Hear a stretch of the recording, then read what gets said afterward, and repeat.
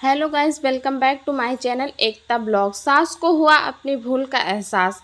राधा जी एक मध्यम वर्गीय परिवार की मुखिया थी। वे अपने बेटे शुभम और बहू मनीषा के साथ रहती थी। एक बेटी सीमा थी जो कि शादी के बाद अमेरिका में बस गई थी। राधा जी के पति की मृत्यु बहुत पहले ही हो गई चुकी थी। शुभम और मनीषा की शादी को 5 साल हो गए थे, लेकिन अब तक उनकी कोई संतान नहीं थी। राधा जी की बहू मनीषा भी जॉब करती थी, जो कि राधा जी को बिल्कुल भी नहीं सुहाता था। वे जल्द से जल्द दादी बनना चाहती थी, लेकिन मनीषा और शुभम यह अच्छी तरह से जानते थे कि अभी मनीषा का जॉब करना कितना ज़रूरी था। राधा जी अपने बेटे शुभम से इस बारे में बात करती तो शुभम किसी न किसी बहाने से बात को टाल देता था।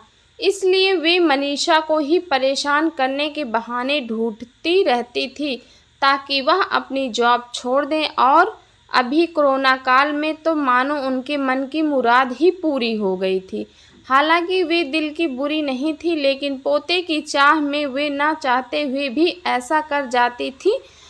अपनी हम उम्र सहेलियों को दादी बनते देखकर उनका मन दुखी हो जाता था। उस दिन भी घर में ऐसा ही कुछ हुआ। में काम की वजह से मनीषा देर तक सोती रही और राधा जी को अच्छा खासा मौका मिल गया। ये क्या बहू, अभी तक सो रही हो? पता है सुबह के 10 बज गए। शुभम भी बेचारा कब से उठकर ऑफिस के काम पर लग गया और तुम हो कि अभी तक सोई पड़ी हो। चलो अब उठकर सबके लिए चाय नाश्ता बना लो। मुझसे कुछ नहीं हो पाता है, वरना मैं तुम्हारे भरोसे कभी ना रहती, खुद ही सब कर लेती।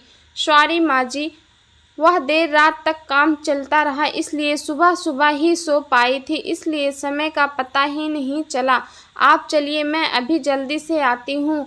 हाँ हाँ ठीक है, मेरा कुछ नहीं, पर शुभम को देख लो, उसे कुछ चाहिए तो नहीं? कब से उठा है बेचारा। हे भगवान, मुझे जल्दी से ठीक कर दे ताकि मैं ही अपने बेटे का ध्यान रख सकूं।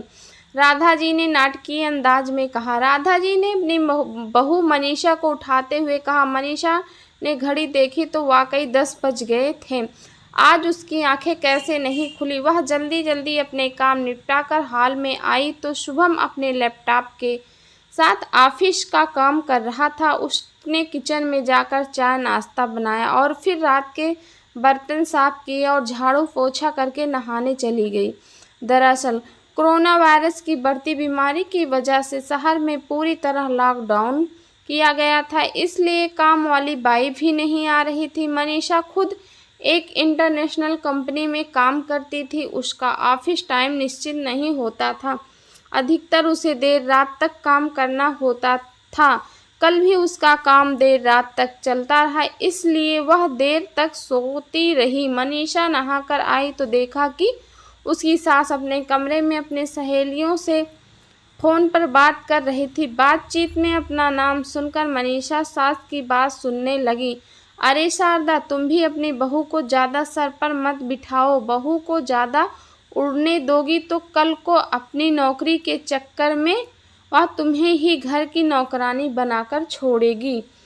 मैं तो भाई शुरू से ही मनीषा के नौकरी करने के खिलाफ थी। अब करे नौकरी शौक से, पर साथ साथ घर के काम भी करे। मैं तो बदन दर्द का बहाना बनाकर बैठ जाती हूँ, नहीं तो सारे काम का बोझ मेरे सिर पर आ गिरता है। मैं कोई मुफ्त की नौकरानी थोड़ी ही हूँ। मैं तो कहती हूँ तुम भी यही किया करो। सास की बातें सुनकर मनीषा की आंखों में आंसू आ गए। वह जिस सास को बीमार समझकर उनकी दिन रात सेवा करती है, उन्हें एक गिलास तक उठाने नहीं देती, वह सारा दिन घर का और रात को ऑफिस का काम करके थकान से चूर होकर भी उप तक नहीं करती, उसका यह फल मिला है उसे। माना वे नौकरी के खिलाफ है, मगर यदि घर की किस्त नहीं होती तो वह भी कभी नौकरी नहीं करती। शुभम का बोझ कम करने के लिए ही वह नौकरी कर रही थी।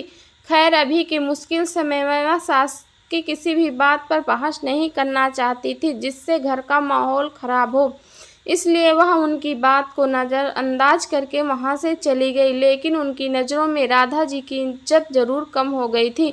दूसरे दिन सुबह सुबह राधा जी की बेटी सीमा का अमेरिका से फ़ोन आ गया। सीमा की सास उनके पास अमेरिका आई हुई थी। आदत के अनुसार राधा जी ने जैसे ही सीमा की सास की बुराई करनी चाहिए, वैसे ही सीमा ने उन्हें डपट दिया। माँ, आप बिल्कुल भी माँ जी के बारे में अनाप शनाप नहीं बोलेंगी। पता है आपके चक्कर में आकर मैंने उनके साथ कितना बुरा व्यवहार किया था, लेकिन आज मुझे उनकी कीमत पता चल गई है।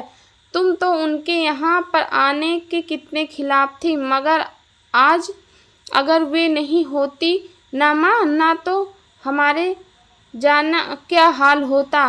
तुम्हें तो पता ही है कि मेरी नौकरी करना कितना ज़रूरी है। कोरोना ने यहाँ भी ऐसा कहाँ ढाया है कि घर से ही सब करना पड़ रहा है। किट्टू का बेबी केयर सेंटर भी बंद है। मैं और राजेश फुल टाइम बिजी रहते हैं। ऐसे में माँ जी ने अकेले ही किट्टू के साथ साथ पूरे घर का सारा काम संभाला हुआ है। मुझे कुछ भी नहीं करने देती। अगर वे नहीं होती तो हमारा क्या होता, यह सोचकर ही रोंगटे खड़े हो जाते हैं। सच में माँ वे कोई साधारण महिला नहीं है, बल्कि मेरे लिए तो देवी के समान है। मेरे इतना अपमान करने के बावजूद। और सीमा रोने लगी। उसने फ़ोन कट कर दिया। सीमा की बात सुनकर राधा जी की आंखें भर आईं। उन्हें अपनी भूल का एहसास हो गया। मनीषा तो वाकई उनका कितना ख्याल रखती है। उनकी कड़वी से कड़वी बात का भी बुरा नहीं मानती है, उल्टे जवाब भी नहीं देती है। वाकई अभी का समय तो एक दूसरे को हौसला देने का है, सारे गिले शिकवे भुलाकर एक दूसरे की मदद करने का है। तो फिर वे स्वार्थ में कैसी अंधी हो गई थी, इतना कैसे गिर गई थी कि ऐसे मुश्किल समय में अपने ही परिवार की सहायता नहीं कर सकती। उन्होंने उसी समय मनीषा को बुलाकर उसके सर पर प्यार से हाथ फेरते हुए कहा, मनीषा, आज से घर के कामों की आधी जिम्मेदारी मेरी रहेगी। मैंने आज तक तुम्हें जो भी कहा और किया है उसके लिए सॉरी।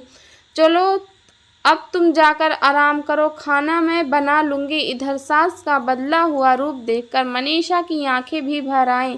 खुशी के आंसू आ गए और अपनी सास के प्रति उसके मन में फिर से पहले वाला सम्मान वापस आ गया। शायद हमारे जीवन में मुश्किल समय आता ही इसलिए है कि हमें एक दूसरे की अहमियत का पता चले। अपने गलतियों का एहसास होने और आगे बढ़कर माफ़ी मांगने से वाकई इंसान छोटा नहीं बल्कि बहुत बड़ा हो जाता है, राधा जी की तरह।